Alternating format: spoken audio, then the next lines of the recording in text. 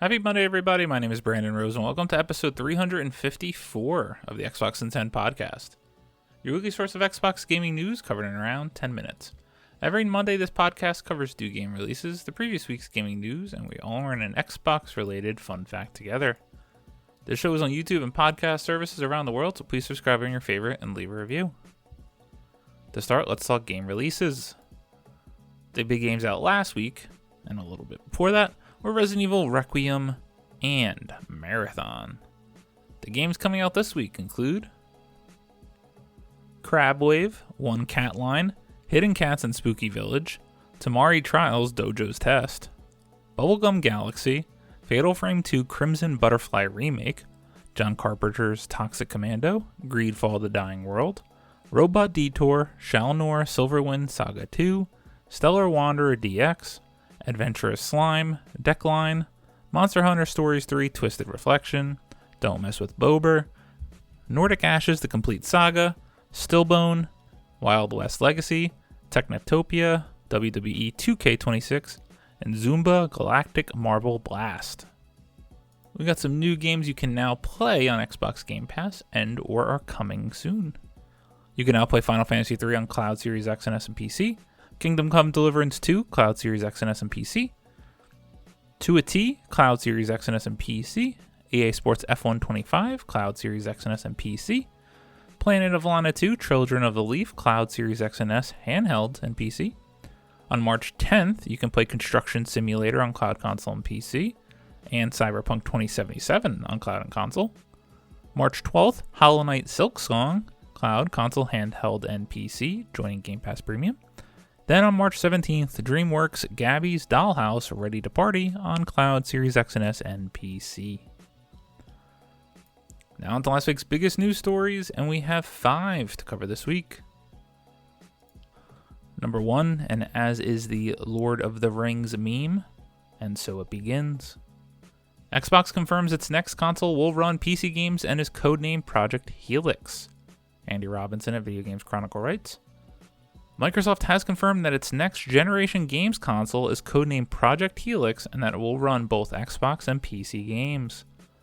On Thursday, Microsoft's gaming division shared a short teaser video on social media revealing the Project Helix logo. In a separate message, new gaming CEO Asha Sharma said she would be meeting with developers to discuss the new console at GDC next week. Quote, great start to the morning with Team Xbox where we talked about our commitment to the return of Xbox, including Project Helix, the codename for our next-generation console, end quote, she wrote. Quote, Project Helix will lead in performance and play your Xbox and PC games. Looking forward to chatting about this more with partners and studios at my first GDC next week, end quote. It's the first time that Microsoft has explicitly confirmed that its next console will be a hybrid PC device, though it's been expected for some time. In October, tech YouTuber Moore's Law is Dead posted a video showing what he claimed to be the main processor for the next Xbox console, stating that he believed Microsoft was positioning the next Xbox console to be a hybrid system capable of not only playing games in the Xbox Store, but also PC games on other stores. Later that month, former Xbox president Sarah Bond suggested the next Xbox console would share some of the thinking behind the Asus ROG Xbox Ally and Ally X handhelds, presumably referring to the ability to access other stores. Quote, well, I can tell you you're right that the next-gen console is going to be a very premium, very high-end curated experience, end quote, Bond told Mashable. Quote, you're starting to see some of the thinking that we have in this handheld, but I don't want to give it all away, end quote. It's been previously claimed that Microsoft and Sony were aiming to launch their new console hardware in 2027. However, this window has since been put into doubt by the ongoing global surge in component prices, with some suggesting new consoles could be delayed to 2028 or 2029. Man, people were really losing their minds over this teaser. Is it cool that we have confirmation of the next-gen plans? Sure. One step closer, and now they're talking about it. However, this was literally a 6-second video that they could have made in Copilot AI just saying, make me a video for Project Helix. Proof's going to be in the pudding, but I do think it is very good for them to be front-focused and saying our next-generation console, positioning it as a console, but they still need a lot of work if they have any hope of catching up in the hardware business. And I think the beat that I'm going to start drumming to is I think we need to rethink this multi-platform strategy. You have all of the studios, if they can even legally get away with it at this point with the Activision Blizzard deal and all that they committed to during the trials, but make it so that the only way you can access these first-party games is on Xbox or PC. I really don't think that's going to be the case, but I think that's the only chance they could have at making a difference. Number 2, Asha Sharma expands on Xbox plan for 2026 and beyond. Sean Lawson at True Achievements writes, reigning CEO Asha Sharma has shared more information on her Xbox plan for 2026 at an all-hands meeting Microsoft recently held. Sharma has put on emphasis on delivering great games, which hopefully means our list of Xbox best games will start to get a variety of new entries over the years. Windows Central's Jez Corden recently reported on the all-hands meeting Microsoft had, where Sharma went into detail about her plans for Xbox going forward. Sharma first revealed her plan over on X when she wrote, quote, "Today I begin my role as CEO of Xbox. Here are my 3 commitments: great games, return of Xbox, and future of play," end quote. Expanding on this at the all-hands meeting, Sharma states, quote, "I have 3 commitments that I laid out. We will deliver great games. Everything is downstream of great games. That means empowering studios to do our best work. The second thing is the return to Xbox. We are going to start with console and make sure that we understand that that is our reference experience. We will meet players where they are and build experiences that are instant and seamless and accessible. And third, we are living through an unprecedented era of change. We will build for the future of play. As we think about the road ahead, it's not going to be me or any one person. We will be Team Xbox. We will not be the studios or the platform or marketing or operations. We will be Team Xbox, and we'll get through this together. We have an amazing lineup coming up, and we're going to have a great GDC, and I think we're going to have a lot of fun," end quote. Sharma finished up the meeting by emphasizing her plan to meet every team across Xbox and learn about all areas that the company is struggling with. She then went on to say she is willing to re-examine some of the decisions Xbox has made over the last few years, while working towards Xbox's next 25 years of success. So what does it all mean? I do like that we are getting a fresh pair of eyes on Xbox and all of the strategies that they have been implementing over the last couple of years, because all of those decisions have got us to where we are, where I run an Xbox podcast, and I really can't even recommend anyone purchasing an Xbox console. Does that mean we're going to eliminate or make big changes to Game Pass? Eliminate or change their plans on multi-platform releases? It really does feel like all options are on the table. Number 3, Marathon confirms seasonal resets, which means everyone's gear, contract and faction progression, and player level wipe every few months. Wesley Impool at IGN writes, Bungie has outlined what to expect from Marathon upon launch and confirmed plans for seasonal wipes that mean all players lose their gear every few months. Seasonal updates will introduce new gameplay, including gear, running shells, zones, events, and more, Bungie said, and they'll be free for all players to access or earn, so there's no expansions or DLC required. Each season brings a clean slate for the whole community, Bungie explained, with progression resets that include everyone's gear, contract progression, faction progression, and player level. However, players will keep their achievements and cosmetics, titles, and other rewards from reaching milestones. Your codex progression also carries over. Elsewhere, your liaison contract progression carries over, so you don't need to unlock the factions every season. Quote, seasonal resets mean that game stays dangerous, loot feels meaningful, and there's always a good opportunity to get back into the game or bring a friend in without feeling behind the curve, end quote, Bungie said, explaining its decision.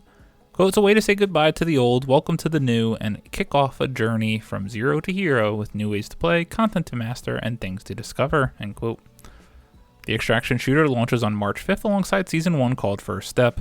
This includes a community drive to unlock the way into orbit and the 4th zone called Cryo Archive, although Bungie didn't say what the community unlock will involve. Quote, prepare your minds and shell to take on this endgame zone on the Marathon ship, where you'll solve security puzzles, unseal frozen vaults, and come face to face with an entity even the UESC fears, end quote, Bungie said.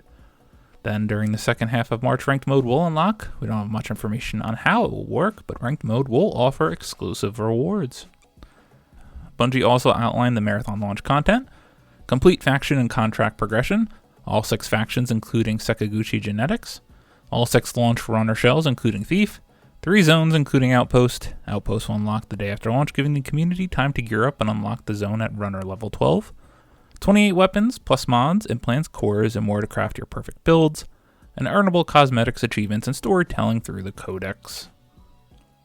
Bungie went even as far to reveal Season 2 called Nightfall, which will bring a nighttime version of Dire Marsh, a new runner shell, new weapons, mods, cores, and contracts. Nightfall will introduce the Cradle, a new system designed to give you more autonomy over your runner shell's statistical strengths and weaknesses. Yes, Marathon is now here, and Marathon is awesome. I am recording this on Friday afternoon. I spent about 6 to 7 hours playing Marathon last night upon launch, and I'm absolutely loving it. I'm completely hooked, and I plan on playing this game all damn weekend. Number 4, Assassin's Creed Black Flag Resynced officially unveiled by Ubisoft. Sean Lawson at True Achievements writes, Ubisoft has put us out of our misery with Assassin's Creed Black Flag Resynced finally being announced. The rumors that a remake of this classic AC entry was in the works has been going on for quite some time now, so it's nice to finally put this to bed and look forward to an actual release. The reveal of Black Flag Resynced was announced in a recent Ubisoft post over on the official Assassin's Creed website. Nothing specific about the game was stated other than Ubisoft cheekily confirming that it had seen all the speculation circulating and that this time everybody was correct. Then they posted an image showcasing some gorgeous art for the game, confirming its existence. Not much more to say. We thought this was long coming, with some rumors even pointing that it could launch this year. I feel like if it was going to come out this year, they would have said it as part of this little reveal. So it sounds like this is more of a 2027 release. And number 5, Highguard has raided its last fortress, will shut down on March 12th. Ian Carlos Campbell at Engadget writes, Highguard, the live service multiplayer shooter that was announced at Game Awards 2025, is shutting down on March 12th. Developer Wildlight Studios shared that the game would be winding down alongside details of its final update, which include a new character, weapon, and skill trees. Quote, Today we're sharing difficult news. We have made the decision to permanently shut down Highguard on March 12th. End quote. Wildlight Studios shared via a statement on the Highguard X account. Quote, Since launch, more than 2 million players stepped into Highguard's world. You shared feedback, created content, and many believed in what we were building. For that, we are deeply grateful. Despite the passion and hard work on our team, we have been not able to build a sustainable player base to support the game long term. Servers will remain online until March 12th. We hope you'll jump in with us one more time to show your support and get those final great matches in while we can. End quote. When Highguard shuts down next week, it will have been available to play for a grand total of 46 days. That's longer than the 2 weeks Concord received, but tragic for an online multiplayer game that was still in some form of active development. Wildlight Studios laid off some of its staff not long after Highguard launched, but a smaller team of developers have been supporting the game with new content since then, adding things like a 5v5 raid mode and today's final update.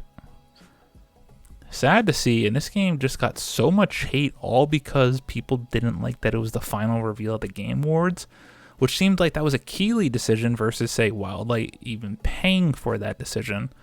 Sad to see. I actually just finished an update for this game on Steam, but sadly also did not try it.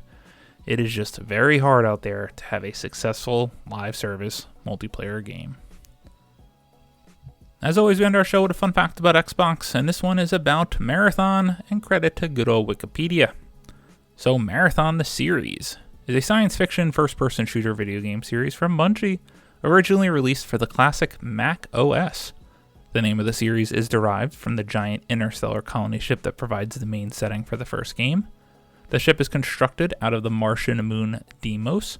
The series is often regarded as a spiritual predecessor of Bungie's Halo series.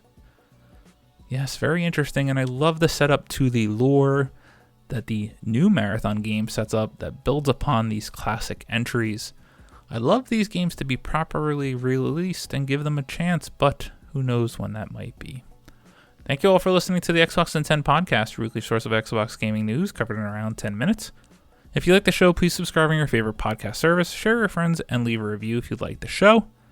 This past week, as I've been stating, I beat Resident Evil Requiem last weekend, and my god, that is probably objectively the best Resident Evil game they've ever made, and easily top 2 or 3 in terms of personal favorites, along and behind Resident Evil 2/Remake and Resident Evil 4. I will quickly edit this show so I can continue marathoning Marathon. My name is Brandon Rose. You can follow me on Xbox at Broza93. Hope you all have a great week. Stay safe and keep on gaming.